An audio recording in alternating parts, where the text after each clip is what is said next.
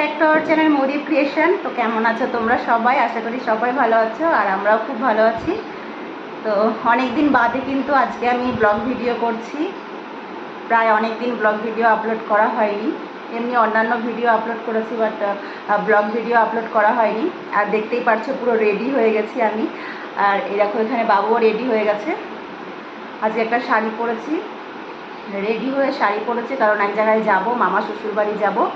আর যাব তার কারণ আছে। কারণটা হচ্ছে আমার দাদু শ্বশুর মানে আমার শাশুড়ির বাবা গত 15 দিন আগে পরলোক গমন করেছে। তো ওনার আজকে শ্রাদ্ধ কাজ সম্পূর্ণ হবে, ওই জন্যই যাব।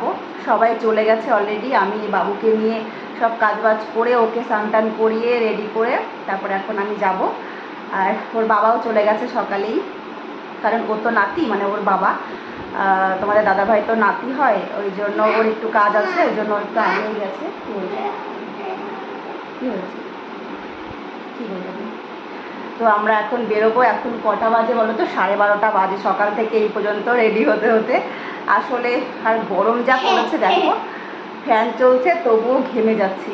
শাড়িটা না পরলে নয়, তাই পরলাম, যেহেতু একটা অনুষ্ঠান বাড়িতে যাচ্ছি। হ্যাঁ, এই তো যাবো, একটা অনুষ্ঠান বাড়ি যাচ্ছি, তো এই জন্য শাড়িটা পরলাম। আর তাই ভাবলাম তোমাদের সঙ্গে একটু শেয়ারও করি। তো তোমাদের কাছে অনুরোধ, তোমরা ওনার আত্মার শান্তি কামনা করো সবাই। আর দাদু যেন যেখানে থাকে ভালো থাকে। যাই হোক, তোমরা, আমি ভিডিও করিনি, মেবি একটা লাইভ করেছিলাম ছোট্ট করে আমার শাশুড়িও বাড়িতে, যেটা মেয়েরা করে 3 দিনে 3 রাত্রির ভুজি দেয়, সেটা করেছিল আমাদের এই বাড়িতে। তো যাই হোক, চলো যাব। স্নান করে একদম শাড়ি পরে রেডি হয়ে গেছি, ভাবলাম ভিডিওটা এখান থেকেই শুরু করি। তো 12:30 বাজে, এখন বাইরে পুরো রোদ। সকালে গেলে ভালো হতো, বেশি দূরে না, কাছেই একটা স্টেশন, কিন্তু টোটো করেই যাব, ট্রেনে আর যাব না। তো হ্যাঁ, আহিলিপির বাড়ি যাবো, ও তো ব্যস্ত ওখানে যাওয়ার জন্য। আর দুটো গিফট কিনেছি, গিফট বলতে দিতে হয়। দিদাকে একটা শাড়ি আর মামার জন্য একটা গেঞ্জি, এই যে কিনেছি। তো তোমাদেরকে একবার দেখিয়ে দিই, ব্যাক ক্যামেরায় দেখাই কেমন। এই যে দিদার জন্য একটা শাড়ি, বয়স্ক মানুষ তো ওই জন্য এই শান্তিপুরের তাঁতের শাড়িটাই নিয়েছি। কালারটা ভালো আসছে না, ঘিয়া কালার, খুললাম না, বুঝেছো শাড়িটা। এই যে হচ্ছে শাড়িটা, আর এই যে হচ্ছে মামার জন্য একটা গেঞ্জি। তো এই দুটোই কিনেছি। চলো আমরা এখন বেরোবো। এই যে বাবু রেডি হয়ে গেছে, একটু হাই করে দাও। ও এখন যাবে, তো ওই জন্য ব্যস্ত, কতক্ষণে যাব।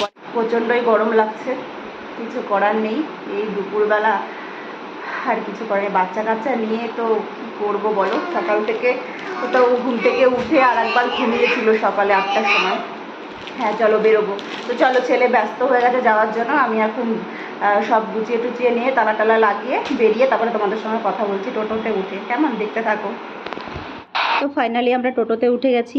দেখো, বাড়ি থেকে বেরিয়ে রাস্তায় দাঁড়াতে দাঁড়াতে সঙ্গে সঙ্গেই টোটো চলে এসছে। অনেক সময় না দরকারের সময় টোটো পাওয়া যায় না, এখানে রাস্তায় এসে দাঁড়িয়ে থাকতে হয়, টোটো পাওয়া যায় না। আর যখন দরকার না তখন টোটো কত দেখা যায়। তো যাই হোক, এখন টোটো পেয়ে গেলাম আর টোটোতে যাচ্ছি। এখন রোদের দিকে তো তাকানো যাচ্ছে না, এতটা রোদের তেজ। তো দুপুরবেলা দেখো 12:30 থেকে 1টা বাজতে চললো, এখনও রাস্তায় কত গাড়ি, কত জ্যাম। তো সে তো থাকবেই, কারণ রোদ বলে তো আর কেউ বেরোবে না সেটা তো নয়। রোদের মধ্যেও যাদের দরকার অবশ্যই বেরোতে হবে। তো প্রচণ্ডই রোদ, আর ঘেমে পুরো জল হয়ে যাচ্ছি। বাবু তো বলছে কতক্ষণে যাবে, ওর তো তাড়া, কতক্ষণে যাবে ও বাড়িতে। আর চলো, ওখানে আজকে কি হচ্ছে না হচ্ছে সবটাই তোমাদের সঙ্গে শেয়ার করব, তোমরা পুরো ভিডিওটা দেখো।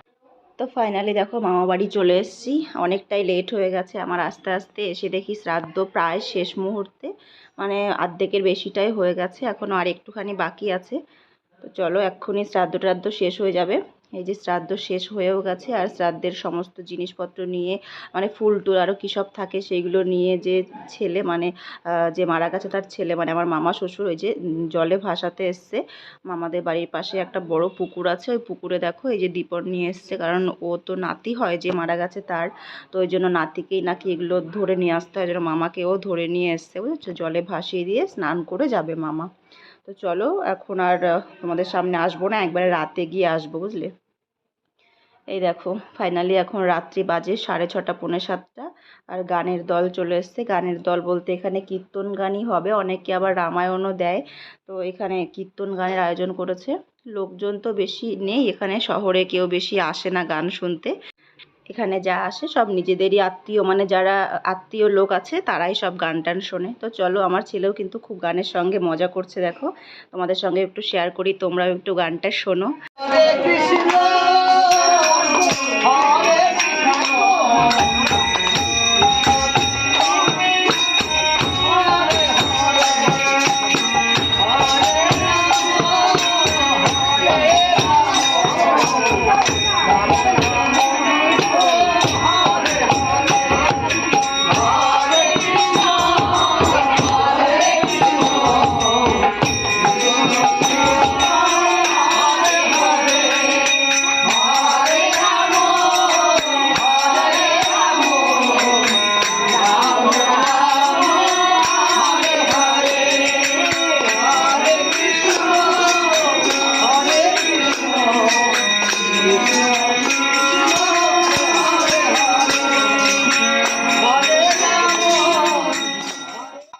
এখন রাত্রি 10:30 বাজে, আর আমরা এখন রাতের খাবার খেয়ে মামাবাড়ির থেকে বাড়ি যাচ্ছি। এই দেখো টোটোতে উঠে গেছি, দেখতে পাচ্ছ পুরো অন্ধকার, কারণ আমরা এখন রাস্তায় আছি। তো তোমাদের দাদা ভাই, আমার শাশুড়ি মা, আমি আর আমার ছেলে 4জনা মিলে যাচ্ছি।